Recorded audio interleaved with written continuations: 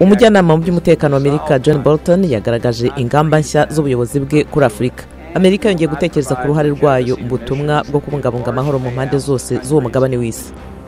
Abanyekongo bakomeje kugira icyizere ko itora ryo ku itariki 23 z'uku kwezi kwa 12 rizaba uko biteganijwe, nubwo mu murwa mukuru Kinshasa inkongi y'umuriro yangije imashini zagombaga gutoreshwa.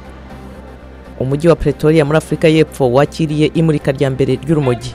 Ni mu gihe hari ikibazo mu rwego rw'amategeko kubirebana no gukuraho ibihano ku barunywa. Naho muri Zimbabwe, Perezida Emmerson Mnangagwa yagejeje ijambo rye ku nama y'ishyaka riri ku buyobozi za NUPF mu mudugudu wa Esigodini.